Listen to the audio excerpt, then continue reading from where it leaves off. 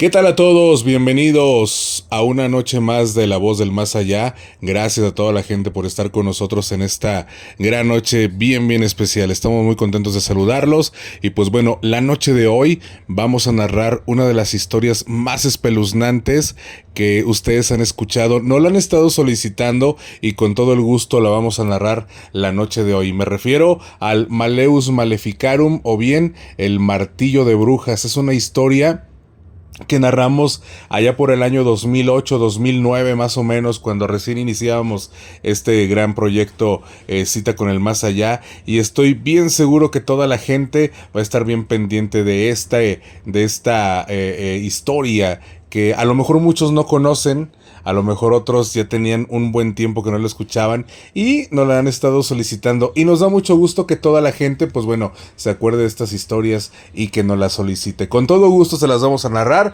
Así que sean todos bienvenidos a La Voz del Más Allá el día de hoy. Así que prepárense, recuerden seguirnos en nuestras redes sociales. Estamos como Rubén Flores 97 en TikTok y en Instagram también. Y estamos en Facebook como Rubén Flores 97.7. Así que sin más ni más, bienvenidos a La Voz del Más Allá. Mi nombre es Rubén Flores, desde San Luis Potosí, México te saludamos y esto es el Maleus Maleficarum. Buenas noches a todos. Antes de iniciar me gustaría precisar que los hechos inmersos en el siguiente relato no buscan dañar o perturbar los sentimientos de quienes compartan experiencias similares. Por otra parte, sin ofensa a terceros, realizaré una advertencia a quienes escuchen, porque seguramente aquellas personas débiles de voluntad podrían ser víctimas de entes demoníacos que seguro se verán atraídos por la lectura de este texto. Asimismo, quienes tengan niños pequeños en su hogar, les sugiero por su bienestar que los alejen lo más posible, o bien, en su defecto, colocar frente a su aparato donde estén escuchando esta historia, tomen un vaso con agua hasta la mitad, enseguida lo tapan con un plato que sea de una superficie plana y deberán de voltearlo al revés y quedará un espacio vacío entre el agua y el vaso y allí se podrán almacenar las energías negativas que sean despedidas en el transcurso de esta emisión. Aún así, puede ser posible que muchos de ustedes radioescuchas sean molestados por entes de fuerza negativa, por lo que, para proteger su integridad espiritual, citaré una oración para la protección de todos.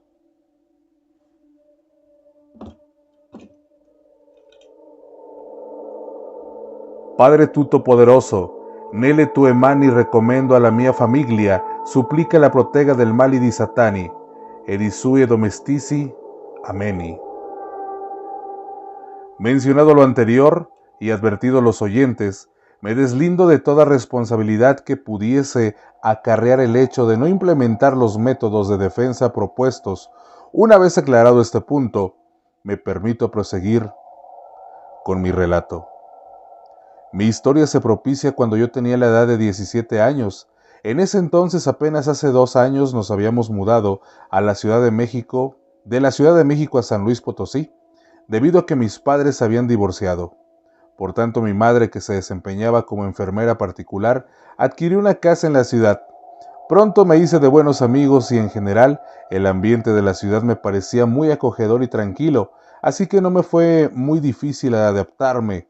Con el transcurso del tiempo, mi madre inició sus labores como enfermera atendiendo a un anciano de nacionalidad italiana que, al venir a México de vacaciones, se enamoró del país y jamás se quiso ir.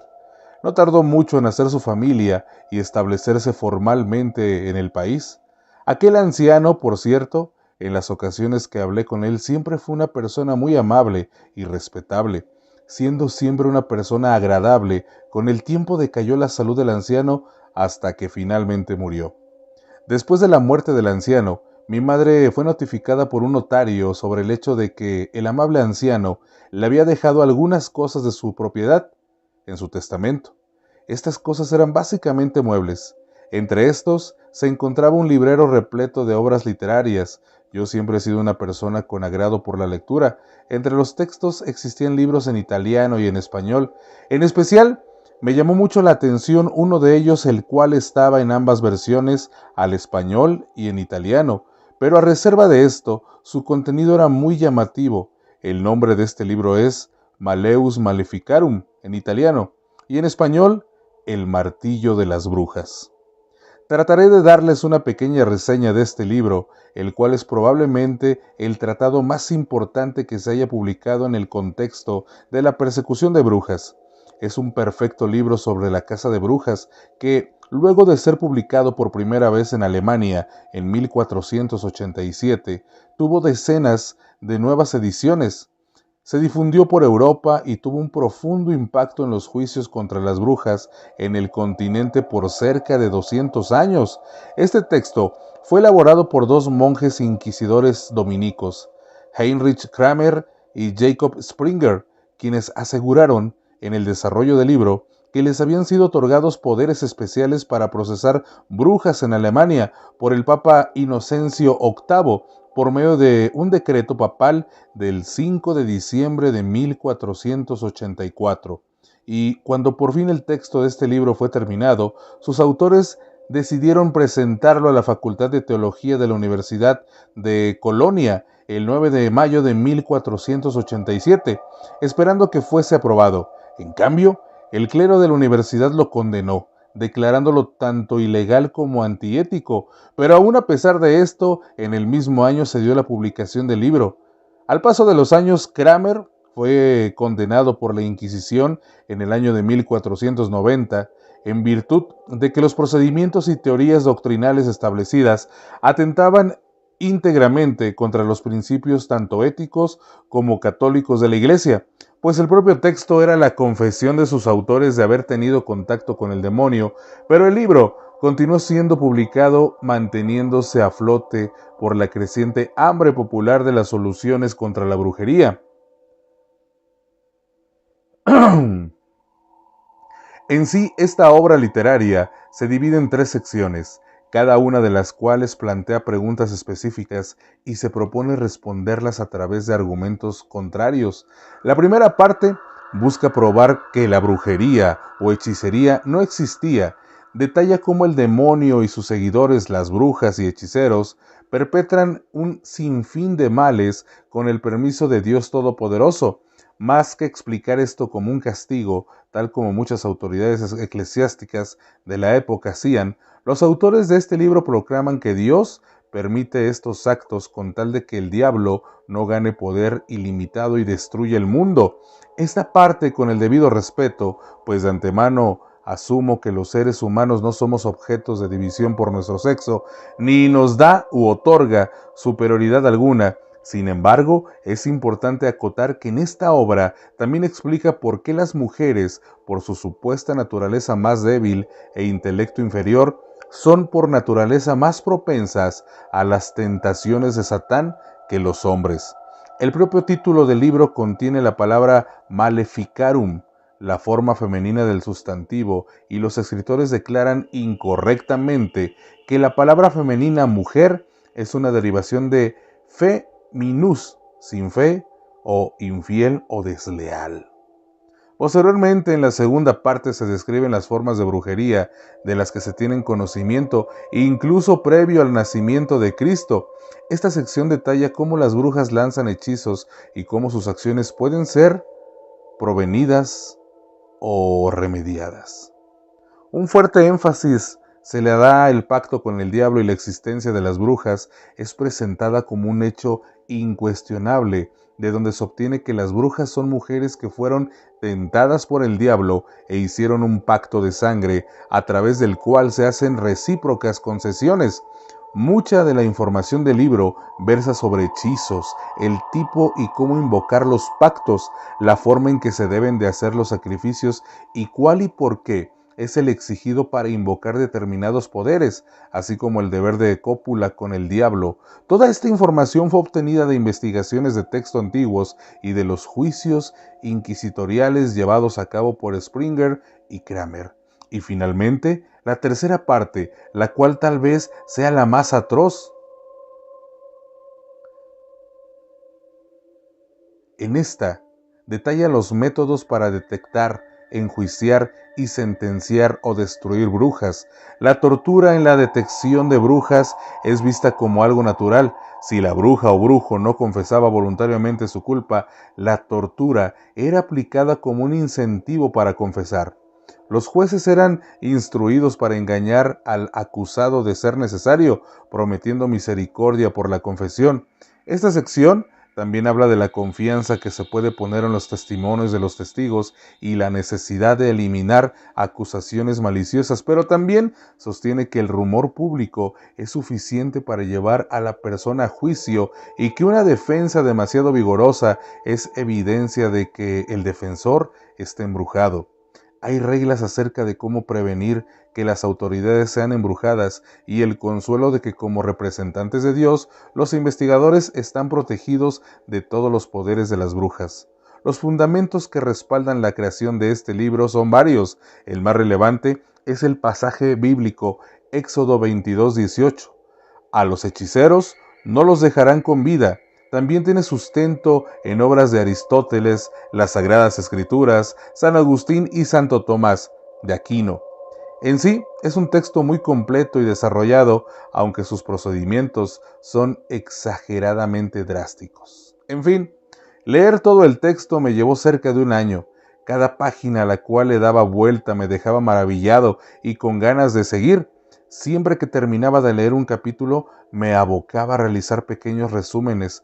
Cuando ya no hubo más que leer, aún me encontraba hambriento de saber más de aquel mundo misterioso que había sido detallado en el libro. Me preguntaba si aplicando esos rituales podría platicar directamente con un demonio o podía cazar una bruja.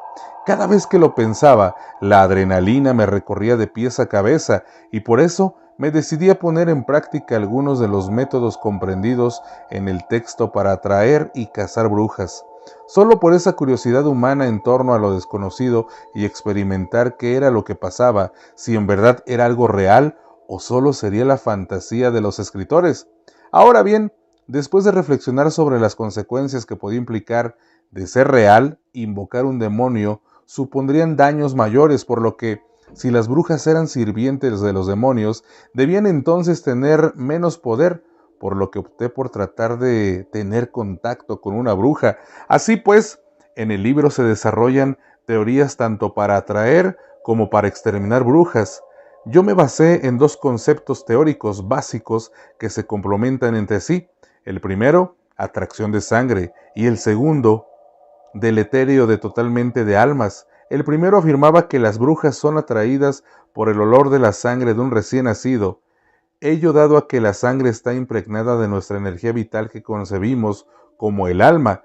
En esa vertiente se puede afirmar que el alma radica en todo el cuerpo porque está contenida en la sangre, y por esa razón la sangre de un bebé, incluso una sola gota, contiene la esencia de un alma pura y llena de energía, lo que puede dar lugar a la invocación de entes de un orden mayor para pactos poderosos. La segunda teoría alude que un humano mediante ciertos símbolos y oraciones es capaz de controlar las almas humanas que se encontraban al servicio de las brujas. De esta forma se les deja sin poder. Posteriormente debía de ser invocado un ángel que a lo largo de los tiempos se ha caracterizado por exterminar brujas. Esta segunda teoría parte del hecho de que las brujas tienen un pacto con el demonio, a través del cual tienen permitido acumular energía en sí mismas de sus víctimas, por lo que entre más víctimas mortales tome una bruja, mayor será su poder y jerarquía. Partiendo de estos fundamentos, me sería necesario tener a mi disposición a un recién nacido para mi beneficio. Recordé que mi madre me había contado acerca del nacimiento del primer hijo de su hermana. Solo sería cuestión de convencer a mi madre a invitar a mi tía a pasar algunos días a nuestra casa. Después, le mostré mi interés a mi madre de conocer a mi primo recién nacido. Mi madre, ante mi insistencia de invitar a mi tía para conocer a su hijo, no le quedó más que aceptar, por lo que pronto se comunicó con ella y le invitó a pasar algún tiempo con nosotros. Al pasar pocas semanas, mi tía, su esposo y el bebé arribaron a la ciudad. Al verlos llegar, mi emoción aumentó en virtud de que estaba cerca de realizar mi comprobación del contenido del libro. Era únicamente cuestión de esperar el momento oportuno para efectuar el ritual de una atracción y tal vez tendría un efecto contumaz. pues más relatos de los vecinos en el vecindario donde habitábamos eran comunes los avistamientos de brujas. Conforme pasaban los días hice un repaso exhaustivo a la sección tercera del libro, con el fin de saber perfectamente cómo defenderme y por supuesto cómo atacar. Trataba de eliminar y prever toda circunstancia que me pudiese llevar a un fracaso. Fue entonces cuando un sábado por la tarde, mi madre y mis tíos saldrían a hacer unas compras y me pidieron que cuidara al bebé. Por supuesto que era el momento. Mi intención nunca fue dañar a mi pequeño primo, por lo que sabía que lo único que quería para el rito era una sola gota de su sangre, así que tomé un pequeño alfiler y le pinché el dedo índice. El bebé ni siquiera sintió nada, pero fue suficiente para hacer brotar una pequeña gota de sangre, la cual tomé cuidadosamente para impregnarla en un papel, en el cual estaban dibujados los símbolos de atracción establecidos en el libro. Enseguida procedí a hacer un cántico que en esencia se traduce como una orden proveniente de un demonio. Esto es, se busca engañar a la bruja para que ésta, al captarlo, perciba la presencia de un demonio que le pide su presencia. Al finalizar el rito, esperaba ver la llegada de la bruja en cualquier momento, por lo que, para nuestra protección, tomé a mi primo y dibujé un círculo de sal a nuestro alrededor. De la misma forma, llevaba conmigo una Biblia bendecida, en la que ya tenía subrayados y separados los versículos de protección y ataque contra una bruja. Sin embargo, transcurrieron los minutos, pasaron las horas y nada sucedió. Analicé cada paso en la ejecución del ritual y todo se había desarrollado como lo indicaba el libro, y siguieron pasando los días y nada ocurrió. Tal fue mi decepción que comencé a dudar sobre la veracidad de aquel texto. Finalmente, había resultado ser una simple novela de ficción. Mi experimento había concluido. Se llegó el día en que la familia de mi tía regresaría a la Ciudad de México. Esa mañana, aproximadamente a las 7, aún todos dormían. Me levanté para ir al baño, el cual estaba enfrente de la habitación en que dormía mi primo. Al salir del baño, cuando levanté la vista hacia su habitación, en una de las ventanas se estaba asomando una anciana de terrible apariencia, vestida de rebozo negro, una cara demacrada, enormes ojos negros, sus manos putrefactas se adherían a los vidrios. Podía sentir su energía maligna. De sus ojos emanaban lágrimas negras, pero a la vez su rostro dibujaba una sonrisa enorme. Con afilados dientes que escurría una especie de lodo espeso, percibí su afán por apoderarse de mi primo. De inmediato reaccioné. Me dije, esto es una bruja. Pensé en ese momento que iba a atacar a mi primo. Se comenzó a escuchar crujir el vidrio y vi que el cristal empezaba a desgajarse. Comencé a temblar y a la vez estaba todo mi cuerpo más duro que una piedra. Aún a pesar de mis conocimientos, no sabía cómo actuar. Me di cuenta que una parte es la teoría, pero otra muy distinta es la práctica. La adrenalina que sentía con el pensamiento de ver a una bruja se transformó en miedo, un miedo tan petrificante que me recorría por dentro y no me permitía pensar adecuadamente. Ni siquiera la luz del sol me podía proteger. En medio del pánico, pude recordar un símbolo de protección. Tomé una pasta de dientes y lo dibujé sobre mi playera, la cual tomé como un escudo y empecé a acercarme hacia la ventana, que seguía quebrándose, y empezaba a percibir un fétido olor a sangre. Al instante aquella bruja vio el símbolo y desapareció como humo. Las piernas me temblaban, mi corazón estaba por estallar, y fue cuando me di cuenta que mi actuar hasta entonces había sido malo. Estaba muy arrepentido de lo que venía haciendo. Había puesto en riesgo la vida de un bebé, pero por otra parte me sentí agradecido en virtud de que tal incidente no pasó a mayores. Al poco rato el bebé empezó a llorar de una forma incesante. Traté de calmarlo, pero me fue imposible hasta que los llantos despertaron a mi tía, quien apresuradamente llegó a la habitación, tomó al bebé y lo tranquilizó.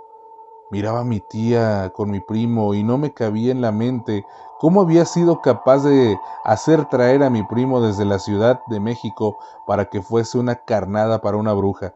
Estaba aliviado al saber que ese día se irían, pero pronto mi alivio sucumbió al escuchar al esposo de mi tía decir que se quedarían un día más para comprar algunos recuerdos. Y a partir de ese momento, Una agonía como punzadas de alambre me invadió. Rogaba a Dios que me ayudara. Con el pasar de las horas mi mente se fue despejando hasta lograr asimilar el hecho de que aún contaba con el libro por si algo ocurría nuevamente. Así me armé de valor y tomé el libro. Comencé a repasar las técnicas que había estado planeando utilizar con anterioridad. La luz del día ya era opacada, se avecinaba la oscuridad de la noche y mi interior era opacado por incertidumbre de lo que estaba por sobrevenir, pues sentía que aquel ser nos estaba acechando. Su energía impregnaba el ambiente. A las 9 de la noche estábamos todos reunidos en la cena y platicando sobre el acontecer de nuestros días, y fue entonces cuando en tan solo un segundo que ocupé para agachar mi cabeza hacia el plato, al levantar la cabeza me di cuenta de que nadie hablaba. Todos en el comedor, excepto yo, estaban paralizados. Parecían estatuas. No tenía lógica lo que venía viendo, ni explicación el por qué no se movían. Asimilé que me había desmayado y tenía que despertar. Así que me pellizqué, sentí dolor y me di cuenta que estaba despierto. Supe que algo malo pasaría. Una fuerte ráfaga de viento frío invadió la casa. Miraba a mi alrededor, todos seguían sin moverse y un extraño polvo gris invadió la casa. No veía nada. En ese momento mi primo empezó a llorar. Sin duda, algo estaba por ocurrir. Me dirigí hasta donde él estaba. Al ver hacia el interior del cuarto pude presenciar que se trataba de una bruja. Su aspecto era repulsivo, un sucio y desgastado vestido, cabellos maltrechos, un rostro negro el cual solo resaltaban 2 puntos rojos. La bruja flotaba y estaba inclinada hacia el rostro de mi primo. Al momento parecía como si inhalara con una gran fuerza y un resplandor azul salía del cuerpo del bebé. Tal vez, y era su alma, que estaba siendo absorbida por la bruja. Dentro de mí logré superar mis miedos, mis manos temblaban y sudaban un sudor muy frío. Solo tenía una opción, el rito de tormento de almas, y dije en voz alta: en el nombre del Maleus Maleficarum, te llevo a juicio por tus atrocidades. La bruja se detuvo, se levantó y centró su mirada penetrante en mí, y a una velocidad impresionante, al pestañear, ya estaba frente a mí.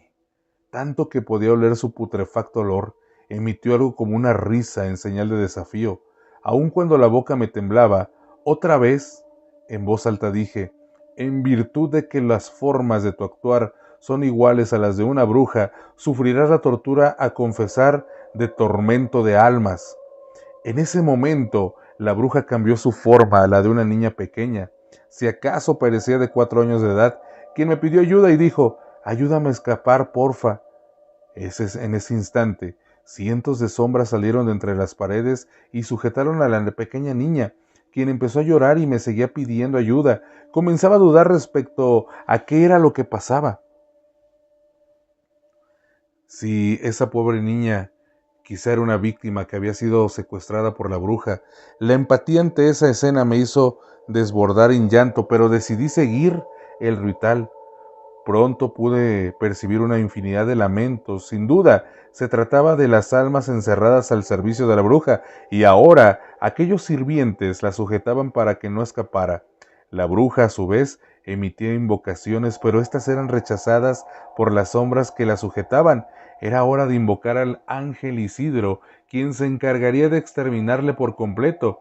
Estaba apenas pronunciando los primeros párrafos de las oraciones de invocación cuando la bruja ahora se transformó en una bella joven de cabello negro, tez blanca y hermosos ojos azules, facciones perfectas y una silueta divina, quien con una voz encantadora me dijo: si me sueltas, podrás tenerme cuantas veces quieras. Mi mente estaba siendo entorpecida por la belleza de esa mujer, y poco a poco, mientras la miraba y mis ojos recorrían su cuerpo desnudo, era vencido por los sentimientos carnales de mi ser. Casi aceptaba su oferta cuando en mi mente se vino como cascada la parte segunda del libro que hablaba de las metamorfosis de las brujas y sus métodos de engaño. Con dificultad seguí orando. Pronto una luz invadió la habitación y de la misma se hizo presente un ser que resplandecía con color dorado radiante, con una silueta humanoide, del cual no pude percibir su rostro. pero emanaba una energía desconcertante, siendo que este ser enseguida blandió algo que parecía una espada y con este objeto de un tajo cortó a la mitad a la bruja, la cual se hizo polvo y las almas que la sujetaban desaparecieron. Creo que por fin podría descansar en paz. Cuando el polvo que dejó la muerte de la bruja apenas tocaba el suelo, éste desaparecía. Pronto me di cuenta que tenía un ángel enfrente. Sin embargo, por más que trataba de ver su rostro, era como si su energía me inmovilizara y me impidiera verle de forma directa. Y se postró inmóvil hasta ver que se desvaneciera hasta el último rastro de la bruja. Una vez que los restos de la bruja se esfumaron, el ángel volteó, se dirigió hacia mí, sentí su energía abrasadora acercarse y levantó ese objeto en forma de espada, y pensé que me atacaría, pero solo emitió una señal. No sé de qué tipo, si eléctrica, de radiofrecuencia, sensorial o sonora, pero claramente me expresó su desaprobación y en segundos después se fue entre luces celestiales. Todo regresó a la normalidad. Bajé alterado con el bebé en brazos hasta el comedor. Al verme mis familiares se desconcertaron preguntando que en qué momento había subido por el bebé. Para ellos el tiempo se había detenido. Solo yo fui capaz de poder sentir este fenómeno, siendo que desde que mis familiares se paralizaron hasta que la bruja había sido exterminada, habían transcurrido según mi reloj 30 minutos, aunque nadie jamás se enteró de esto. Este fenómeno obedece a todos ocupamos un plano determinado de tiempo y espacio en este universo, pero existe algo llamado cono inverso. Imaginen su plano espacio, tiempo. Dentro de este se origina un hueco que sería nuestro cono inverso. Por este conducto es posible movernos a distintos tiempos y espacios. Claro, aún nuestra tecnología no puede controlar este fenómeno, pero las brujas y seres demoníacos o celestiales sí pueden usarlo. Según su jerarquía y poder, estos seres pueden viajar por el tiempo y espacio y, por supuesto, detenerlo. El libro del Malleus Maleficarum prevé cómo un ser humano puede utilizar esto para su beneficio, como básicamente se trataba con brujas, mediante determinadas oraciones que no son más que la invocación de energías que nos den resultado. Los cazadores de brujas, mediante estas, pueden evitar ser afectados con su espacio y tiempo por el poder de una bruja. El hecho de que yo pude actuar para enfrentar a la bruja fue porque, cuando me estuve preparando, llevé a cabo todos los conjuros necesarios para mi protección y, sin saber, realicé el llamado in espacio tempo, mediante el cual, como he venido narrando, se genera una barrera de energía que protege de este efecto. Es por esto que para los demás presentes en mi hogar nunca ocurrió nada, y de igual forma, por medio de esta teoría, se señala que es imposible presenciar el ataque de una bruja, ya que tal vez el ataque se realice en el mismo plano espacial, pero no en el mismo plano temporal, al menos que, como en mi caso, seas absorbido por el poder de la bruja a este. Prosigo. Cuando mi madre me preguntó en qué momento había subido, yo le dije, estabas tan distraída platicando que ni se dieron cuenta. Mi madre aceptó mi respuesta y el incidente se desvaneció entre la plática de aquella noche. Solo en mi mente vivía el recuerdo de ese terrorífico suceso. A la mañana siguiente mi tía y su familia regresaron a su hogar y solo mi madre y yo nos quedamos en la casa. Después de ese día jamás volví a leer el libro, aunque lo conservé en mi poder, y al pasar de los años, aquel suceso se fue borrando de mi memoria hasta olvidarlo parcialmente. El tiempo transcurrió, los años se habían ido como un santiamén. Ya cumplía 30 años de edad y apenas poco más de un año me había casado. Ya esperaba la llegada de mi primer hijo. Mi madre ya descansaba en casa después de una ardua vida de trabajo, y hasta entonces mi vida era muy placentera y feliz. Pasaron pocos meses y mi esposa dio a luz un hermoso varón, el cual llevaría mi nombre. Los primeros meses fueron muy felices, aunque el trabajo me entretenía mucho y me dejaba muy poco tiempo libre para dedicárselo a mi familia. Siempre llegaba a casa alrededor de las 10 de la noche, cenaba, platicaba con mi madre y con mi esposa, veía un rato al bebé, me retiraba a dormir y a la mañana siguiente realizaba la misma rutina, pero esta se vio interrumpida una noche en la que llegaba de trabajar. Mi esposa, en cuanto entré, me narró algo escalofriante que le venía ocurriendo en los recientes días. Ella me dijo, El día de ayer el bebé estaba muy dormidito, cuando de repente dio un grito y se puso a llorar de una manera tal que pareciera como si algo le tuviera miedo. No lograba parar su llanto. Estaba en el cuarto de tu mamá y el bebé volteaba hacia el closet y no quitaba la mirada de allí. Lloraba y lloraba y decidí salirme. Estuve en el comedor unos minutos y después decidí llevármelo a mi cuarto. Entonces el bebé volteó a ver a la Virgen que tenemos en la cabecera de nuestro cuarto y se tranquilizó rápidamente. Al voltear la cabeza, volvió a ver el closet del cuarto y comenzó a llorar de una manera preocupante, hasta que después de mucho rato se cansó de llorar y se quedó dormido. ¿Tú crees que haya sido algo malo? ¿Qué crees que haya sido? Lo relatado por mi mujer me inquietó y los recuerdos desde mi juventud llegaron a mi mente como una llovizna que refrescaba mi memoria. Me quedé atónito y mi esposa nuevamente me dijo, ¿qué piensas que fue lo que pasó? Yo le respondí, no sé, la verdad no sé, tal vez es algo normal, aunque por dentro temía que se tratase de una bruja. Únicamente le volví a repetir a mi esposa que no se preocupara y que todo iba a estar bien. Los meses siguieron y dejamos de tomar en cuenta aquel hecho. Mi bebé ya cumplía 1 año, 2 meses, ya gateaba y balbuceaba algunas palabras. Un día mi esposa y yo planeamos salir a cenar, para lo cual le dejaríamos a nuestro hijo encargado a mi madre, así que ese día, llegada la noche, nos alistamos y aproximadamente salimos de casa a las 8 de la noche, con el fin de regresar temprano. Tuvimos una velada memorable y romántica, la que culminó a las 12 de la noche. Ambos nos hallábamos ansiosos por ver al bebé, pero en cuanto llegamos a nuestra casa, la felicidad que vivíamos se vio abrumada por un suceso inhóspito que nos contó mi madre. Ella nos dijo, estaba con el niño arrullándolo para que se durmiera, y como a eso de las 10 de la noche, el bebé se quedó dormido y también tenía mucho sueño. Así que puse al bebé en la carriola y lo coloqué junto a la cama, y pronto me quedé profundamente dormida. Al poco tiempo desperté súbitamente por el llanto del bebé. ¿Cuál fue mi sorpresa al mirar la carriola y darme cuenta que estaba vacía? Así que me levanté y seguí el sonido del llanto hasta llegar a la habitación de ustedes, en donde lo encontré en la cama, y al tomarlo en ambos brazos tenía moretones que demarcaban un fuerte apretón de unos dedos. Mi madre se veía muy alterada, así que yo intenté calmarla y hacerle ver que no había problema alguno. Cuando mi esposa y yo nos retiramos a dormir, mi mujer me decía que tal vez quien había dañado a nuestro hijo había sido mi madre, quien se quería justificar con esa historia. Yo le respondí, te equivocas, mi madre no es capaz de algo así. Además, su artritis no le permitiría ejercer tal fuerza como para haberle hecho esos moretones. Entonces le dije, ¿sabes? Aunque no me creas, se trata de una bruja. Tengo un libro, tengo un libro que nos ayudará a alejarla de nuestro hijo. Mi esposa me miró sorprendida a razón de que yo siempre he sido un hombre de ciencia y poco supersticioso. Enseguida le pregunté a mi madre sobre el paradero de mi viejo libro, pero ella no recordaba dónde estaba. Toda la noche lo busqué sin encontrar absolutamente nada. Por la mañana debía acudir al trabajo, así que me preparé para irme. Me despedí de mi familia y me fui al trabajo, algo preocupado.